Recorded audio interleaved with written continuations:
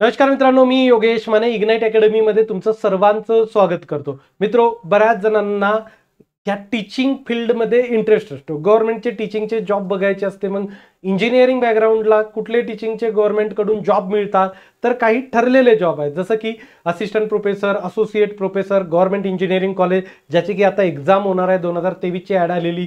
त्यानंतर पॉलिटेक्निकच्या लेक्चररची, त्यानंतर ITIच्या इन्स्ट्रक्टरची, ITIच्या प्रिन्सिपलची, जिथं आपले इंजिनिअरिंग बॅकग्राऊंडचे विद्यार्थी इलिजिबल असतात. अशीच एक कोर्ट केस होती 2023ची होती, लॉंग बॅक म्हणू शकता तुम्ही.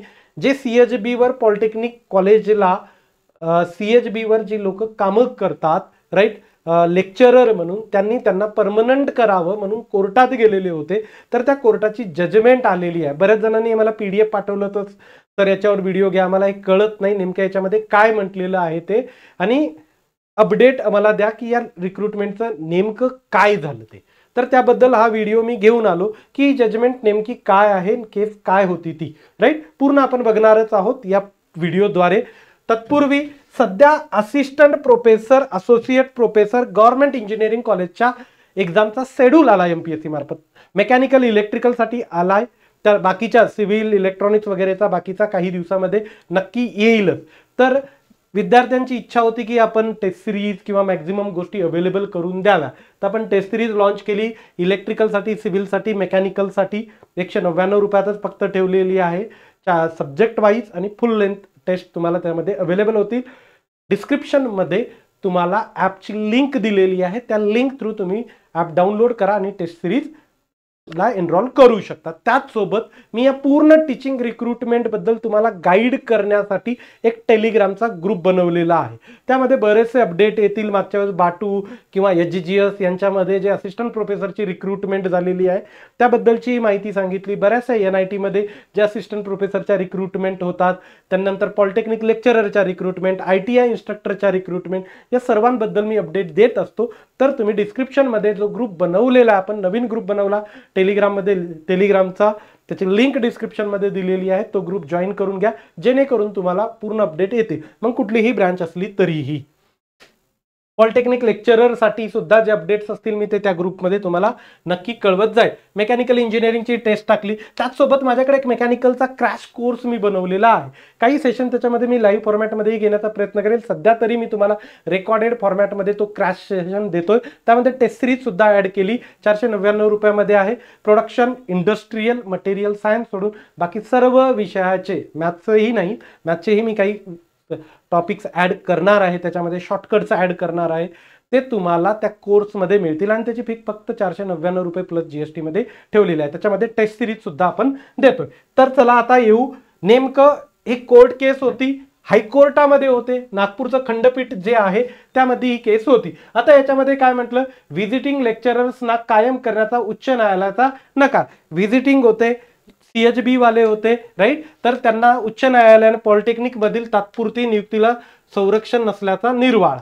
क्लिअर, हे न्यूजपेपरलाही आलतं. आणि त्याचसोबत एक तुम्हाला जजमेंट जी आहे, ऍक्च्युअल मध्ये ती जजमेंट काय आहे ते पण मी तुम्हाला दाखवून देतो, राईट. म्हणजे तुम्हाला वाटेल की बा आहे तीच गोष्ट आहे, हे बाई ही जजमेंट आहे, राईट. आणि 13 सप्टेंबरला याचा रिझल्ट, 13/11ला सॉरी, राईट, याचा रिझल्ट आलाय. हे एवढा 145 काय 43 लोक आहेत जे पॉलिटेक्निक कॉलेजमध्ये. आता माझा स्टँड याबद्दलचा अगेन्स्ट फॉरवर्ड वगैरे असण्याचा काही संबंध नाही आहे. मी फक्त मुलांनी विचारलं होतं त्यांच्यापर्यंत ही जजमेंट पोहोचवतो. आता यांनी ज्यांचे नावं याच्यामध्ये आहे ते ऑलरेडी आपल्याकडे काही ITI प्रिन्सिपलच्या पोस्टसाठी सुद्धा त्यांनी अप्लाय केलेलं आहे, ते आपल्याकडे विद्यार्थी आहेत, त्यांच्याकडूनच हे आलेलं होतं.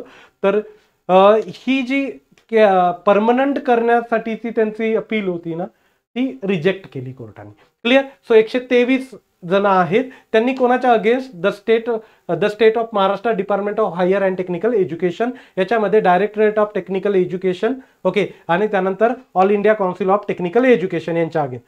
क्लिअर. आता कधीचा आहे, रिझर्व ऑन 30/9/2025 आणि प्रोनाऊन्स ऑन 13/11/2025 म्हणजे रिसेंटली जजमेंट ही आलेली आहे. आता या जजमेंट मधले की पॉइंट्स काय आहेत ते की पॉइंट्स मी थोडेसे बाजूला काढलेत. क्लिअर, कारण आता एवढी 55 पेजेसची जजमेंट थोडी वाचत बसणार मी व्हिडिओमध्ये तुमच्या पुढं, राईट. तर याच्यामधले की जे पॉइंट्स आहेत ते मी इथपर्यंत ठेवले. सगळ्यात पहिलं जे काय आहे म्हणजे कन्क्लुजन जे म्हणू शकतो, हायकोर्ट रिजेक्टेड द पिटिशन, म्हणजे त्या लोकांनी जे परमनंट करण्याची इच्छा व्यक्त केली होती ती त्यांनी रिजेक्ट केलेली आहे हायकोर्टानं.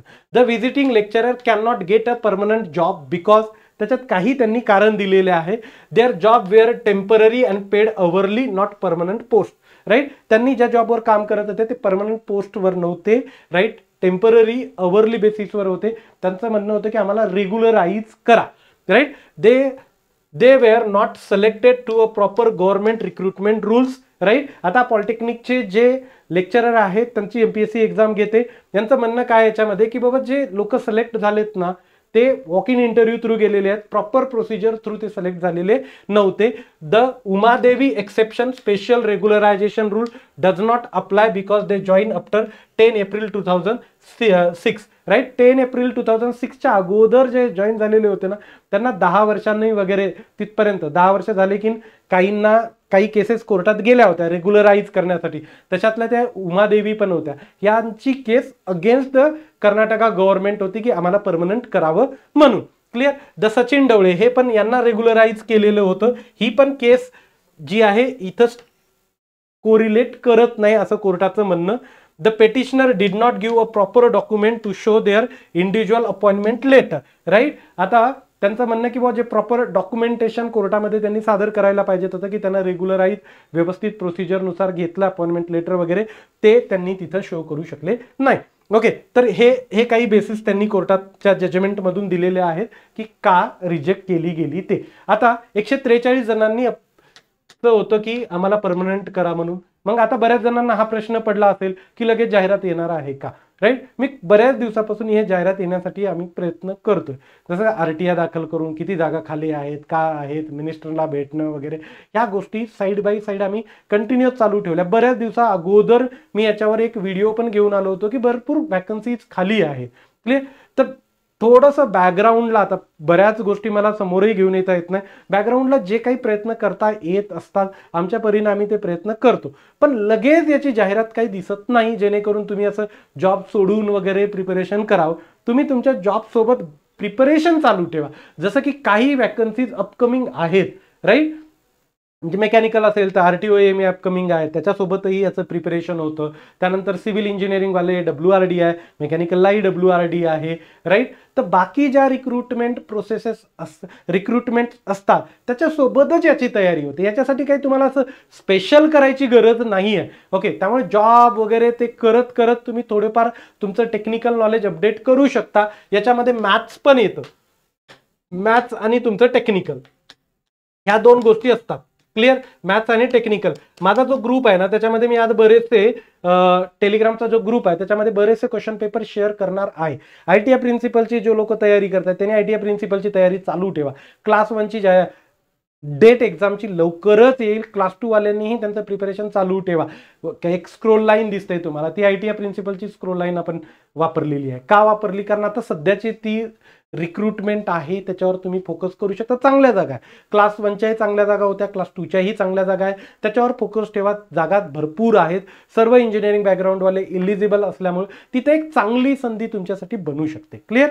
त्यामुळे अशा एक्झामच्या मागे हे येतील रिक्रुटमेंट, पण यांना आणखीन असं लगेच येतील का याची कुठलीही गॅरंटी नाही, राईट. म्हणजे आता झालं बाबा ही रिजेक्ट झाली मग यांच्या जागा खाली आहे तर रिक्रुटमेंट होईल, हे काय असं प्रमोशन नाही आहे की MBI झाले त्यांच्या जागा खाली झाल्या तिथून ऍड येणार आहे. क्लिअर. सो सध्याच्या घडीला लगेच आहे का तर असं कुठलं नाही आहे की लगेच तुमची ती ऍड असेल, पण याच्यासोबतची तयारी ही तुम्ही बाकीच्या रिक्रुटमेंट सोबतही करू शकता, राईट. लगेच आम्ही त्या गोष्टींचा फॉलोअप घेतोय, राईट, आणि तो फॉलोअप आमचा चालूच राहणार आहे.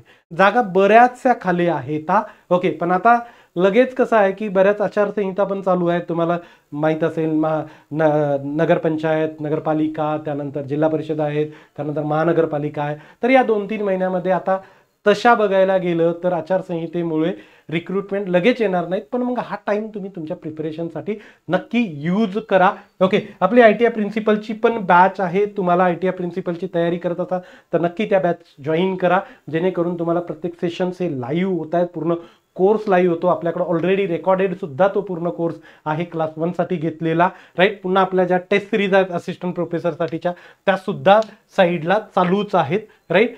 मेकॅनिकलसाठीचे क्रॅश सेशन्स सुद्धा क्रॅश बॅच मध्ये अवेलेबल असणार आहेत. आणि ही आपली ITI प्रिन्सिपलची बॅच आहे, ज्याच्यावर सध्या 30% ऑफ चालू आहे, ज्याच्यामध्ये सर्व सेशन जे होणार आहे ते लाईव्ह फॉर्मॅटमध्ये आहेत. अनलिमिटेड व्ह्यूज आहे, एक्सपर्ट फॅकल्टी घेतात, फ्री PDF लेक्चर नोट्स तुम्हाला अवेलेबल होतात, टेस्ट सिरीज आहे, chapter wise MCQ solving session सुद्धा त्याच्यामध्ये असणार आहे.